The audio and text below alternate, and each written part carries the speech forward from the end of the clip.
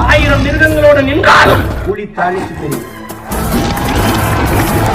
தனித்து நின்றாலும் 1000 மிருகங்களோடு நிற்கிற திமிரோடு அதான் புலி. அதான் புலி. தாழ்த்தப்பட்டு வீழ்த்தப்பட்ட தமிழ் சமூகத்தின் விடுதலைக்காக இங்கே கூடியிருக்கின்ற அனைவருக்கும் எனது புரட்சி வணக்கத்தை தெரிவித்துக் கொள்கிறேன். சாதி ஒழித்தல் ஒன்று, நல்ல தமிழ் வளர்த்தல் மற்றொன்று. ஒரு பாதியை நாடு மறந்தால் மற்ற பாதி துலங்குவதில்லை. எங்கள் பாட்டன் எங்களுக்கு அறிவுறுத்தியது. ஆனால் இன்றைக்கு சாதியை ஒழிக்க வேண்டுமா அல்லது திமுகவை ஒழிக்க வேண்டுமா என்றால் திமுகவை ஒழிக்காமல் தமிழ்நாட்டில் சாதியை ஒழிக்கவே முடியாது. அதுக்கு வாய்ப்பே இல்லை. இப்போ மக்கள் எல்லாம் நன்கு தெரிஞ்சிருக்கணும், திமுக ஆட்சியில நம்ம வாழ்ந்துகிட்டு இருக்கோம். எப்பேற்பட்ட பொற்கால ஆட்சியின் கீழே வாழ்ந்துட்டு இருக்கோம்னா, இன்னைக்கு ஜெர்மனியில ஆக்ஸ்போர்ட் நிறுவனத்தில் தமிழ்நாட்டை சார்ந்த தமிழ்நாடு இல்லையா தந்தை பெரியார் அவர்களுக்கு உலகமயமாக்குறாங்க. உலக அளவில் பெரியாரை கொண்டு போய் சேர்க்கிறாங்க. அவருக்கு அந்த உருவப்படத்தை திறந்து அவரை ஒரு உலக தலைவராக கட்டமைக்க முயற்சிக்கிறாங்க. எல்லாமே கருணாநிதி தனம். அத நம்ம விவரிச்சு பார்த்தோம்னா, அங்க ஒரு அரங்கை வாடகைக்கு எடுத்து அங்க ஒரு நிகழ்ச்சியை நடத்திவிட்டு ஆக்ஸ்போர்ட் நிறுவனம் பெரியாரை உலகமயமாக்கிறது, உலகத்திலே அவர் கௌரவிக்கிறது, சாதியை ஒழித்து சமூக நீதியை நிலைநாட்டினார். அவர் புடுங்கினதுதான் இப்ப நாங்க நின்று போராடிட்டு இருக்கிறது. அந்த லட்சணத்தில் தான் அவர் சாதியை ஒழிச்சார். ஒரே ஒரு நபர், திமுக சார்ந்தவர்களாக இருக்கட்டும், யாரா இருக்கட்டும், திமுக தமிழ்நாட்டில் இந்த இடத்துல சாதியை ஒழிச்சுதுப்பா, ஒரே ஒரு சான்று உங்களால கொடுக்க முடியுமா? ஒரு சான்று தமிழ்நாட்டில் திமுக சாதியை ஒழித்தது. சாதி ஒழிக்கிறது அப்புறம் இருக்கட்டும். அக்கா கனிமொழி அவர்களிடத்துல மைக்கு நீட்டு கேள்வி கேட்கிறாங்க. இந்த மாதிரி திண்டிவனத்தில் ஒரு அசம்பாவிதம் நடந்துருச்சு. ஒரு மனிதனை மனிதனாக நடத்தாமல் மிருகம் போல காலில் விழ சொல்லி ஒரு அவமரியாதை செய்திருக்கிறது இந்த திமுக அரசு. திமுகவுடைய பொறுப்பாளர் இதற்கு நீங்க என்ன பதில் சொல்றீங்கன்னா, கருத்தியல் சிந்தனையாளர் கருணாநிதியின் மகள், அதாவது அவங்களுக்கு அறிவு அப்படியே ஆறா பெருக்கெடுத்து ஓடும். எப்ப ஓடும்னா, அண்ணன் சீமானவர்கள் ஏதாவது பேசினா ஆறா பெருக்கெடுத்து ஓடும். அதிமுக ஏதாவது செய்தால் ஆறா பெருக்கெடுத்து ஓடும். திமுக ஏதாவது செய்து மைக்க நிட்டீங்கன்னா அவங்க ஓடுவாங்க. மைக்க பதில் கிளம்பி ஓடுறாங்க. ஒரு பதில் இது கண்டனத்திற்குரியது அப்படின்னு சொல்ல கூட வக்கு இல்ல, துப்பு இல்ல அவங்களுக்கு. இன்னைக்கு தமிழ்நாடு இப்பேற்பட்ட ஒரு அவலத்தை சந்தித்து இருக்கிறது. இதே நிகழ்ச்சியை, இதே செயலை அண்ணன் செந்தமிழன் சீமான் அவர்களோ அதிமுகவோ பாமகவோ பாஜகவோ நடத்தி இருந்தால் இன்னைக்கு தமிழ்நாடு மிகப்பெரிய ஒரு போராட்ட களமா மாறி இருக்கும்.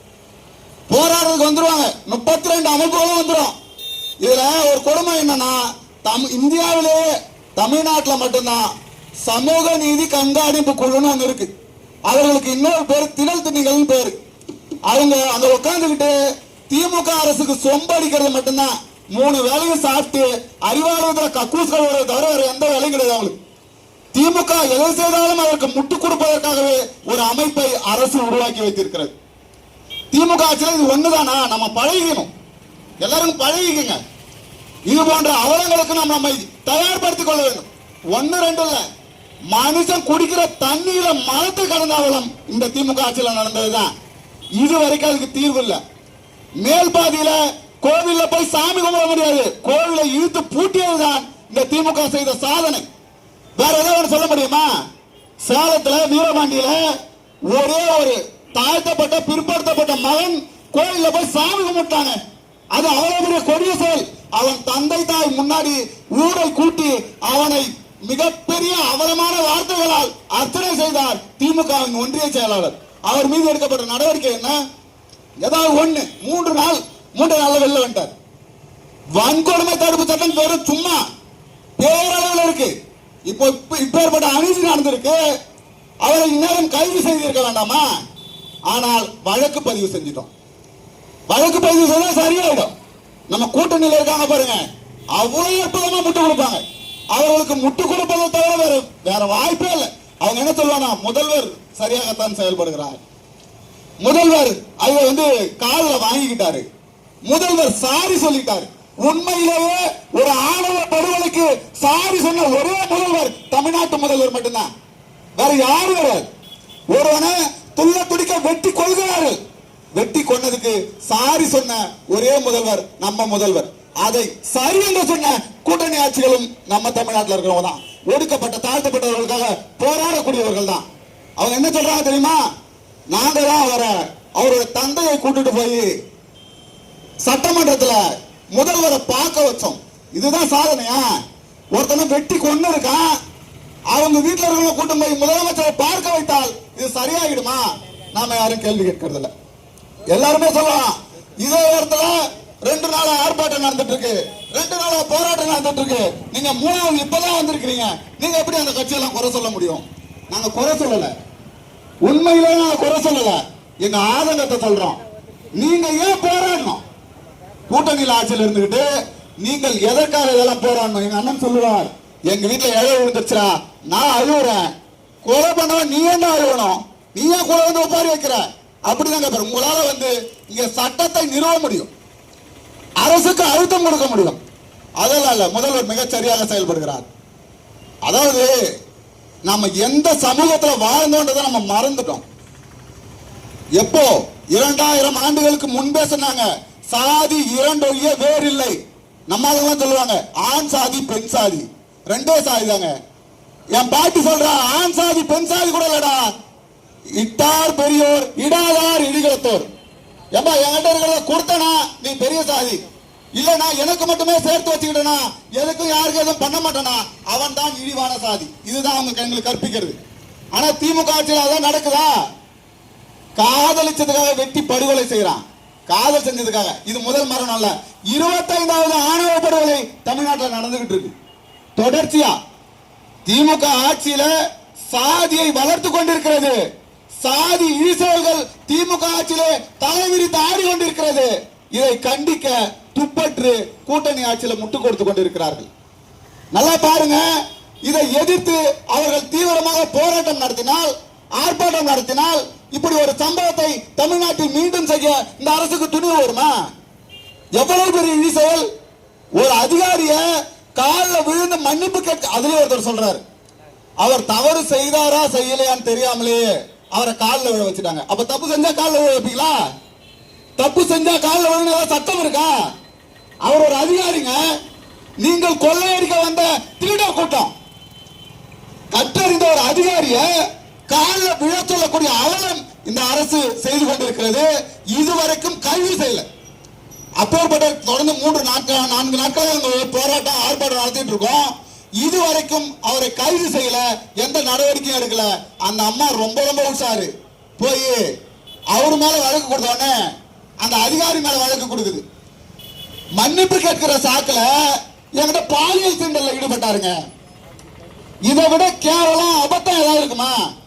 அங்கே நடந்தது சிசிடிவி கேமரால பதிவாயிருக்கு, எல்லாருக்கும் தமிழ்நாடு முழுக்க பரவிருச்சு. உன் மேல பாலியல் சீண்டல்ல ஈடுபட்டார்ல, அந்த அதிகாரி தவறு செய்தார்ல, ஊருக்கு முன்னாடி நீ போய் வழக்கு தொடக்கணுமா? எல்லாருக்கும் தெரிஞ்சதுக்கு அப்புறம் அவர் ஏன் மேல பாலியல் சீண்டல்ல ஈடுபட்டாரு, அவரை கைது பண்ணுங்கன்னு வழக்கு தொடங்குது. இதுதான் திமுக, இதைத்தான் திமுக செய்யும்.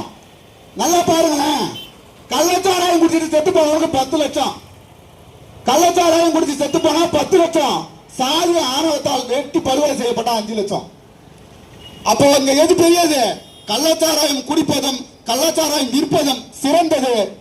படிச்சுட்டு நீ போனாலும் சாதியால் உன்னை வெட்டி கொல்லப்பட்டால் உனக்கு 5 லட்சம். இங்க எல்லாமே பணம், எல்லாமே காசு. காவல்துறை அடித்து கொள்றாங்க, அந்த வீட்டுக்கு 5 லட்சம். ஒரு அரசு பணி. முதல்வர் எல்லாமே எப்படி நினைச்சிட்டு இருக்காருன்னா, வாக்க வாங்கிக்கிட்டு மகளிருக்கு 1000 ரூபாய் கொடுத்துட்டு அங்க இருக்கக்கூடிய அவருடைய கணவர்கள் எல்லாம் குடிக்க வைத்து கொன்றால் இது ஒரு திட்டமா மாறிடும். எப்படி 1000 ரூபாய் கொடுத்தா ஒரு திட்டம், காலையில உணவு போட்ட ஒரு திட்டம், மதிய உணவு வாங்கினா ஒரு திட்டம், கல்லூரி போறவர்களுக்கு 1000 ரூபாய் கொடுத்தா ஒரு திட்டம். இதையெல்லாம் இழுத்துட்டு மக்களுக்காக ஒரு நாள் இந்த முதலமைச்சர் சிந்திச்சிருப்பாரா? 10 நாளுங்க, 13 நாட்கள் போராடுறாங்க. 13 நாட்கள் சென்னையில உட்கார்ந்து போராடுறாங்க. அவங்க எதுவுமே கேட்கல. எங்களுக்கு அரசு பணி கூட வேண்டாம், இதை தனியார் படுத்தாதீர்கள், இது மிகப்பெரிய ஒரு விளைவுக்கு ஏற்படுத்தும் அப்படின்னாங்க. அதை காதுல வாங்கல. உங்களுக்கு காலைல சோறு போடுறோம், நீங்க வேலைக்கு வந்துருங்க. அதை சோறு இல்லாத கூட்டமாக தமிழக மக்களை மாற்றி வைத்து இலவசங்களை கொடுத்து கொடுத்து திசை திருப்பதை மட்டும்தான் இந்த திமுக அரசு செய்து கொண்டிருக்கிறது. இப்ப கூட என்ன நடக்குன்றீங்க? அந்த அதிகாரியை அழைத்து உங்களுக்கு ஏதாவது சன்மானம் கொடுக்கிறோம், உங்களுக்கு ஆறுதலாக ஒரு பரிசு கொடுக்கிறோம், நீங்க வந்து இதை விட்டுருங்க. இதைத்தான் இந்த அரசு தொடர்ந்து செய்து கொண்டிருக்கிறது. இதை கண்டிக்க வேண்டியவர்கள் கண்டிக்காமல் அவருடன் கூட்டு சேர்ந்து கொண்டிருக்கிறார்கள். வெறும் காசு பணத்திற்காக சொந்த இனத்தை அடமான வைத்துக் கொண்டிருக்கிறார்கள். தமிழ்நாட்டை தமிழன் ஆள வேண்டும், தமிழன் வாழ வேண்டும் என்றால் நீங்கள் நாம் தமிழர் கட்சிக்கு வாக்கு செலுத்தணும். அப்பதான் நீங்க சுயமரியாதையோடு வாழ முடியும். இந்த சுயமரியாதையெல்லாம் உங்களை விட்டு வாங்கிட்டு போயிடும். தயவு செஞ்சு சொல்றேன், எதிர்வரும் தேர்தலாவது நாம் தமிழர் கட்சியின் விவசாய சின்னத்திற்கு வாக்களியுங்கள். நல்லதொரு வாழ்க்கை வாங்க, தன்மானத்தோட சுயமரியாதையோட எப்படி வாழ்வது என்பதை ஒரு முறை வாழ்ந்து பாருங்கள். வாய்ப்பளித்தமைக்கு நன்றி. நாம் தமிழர்.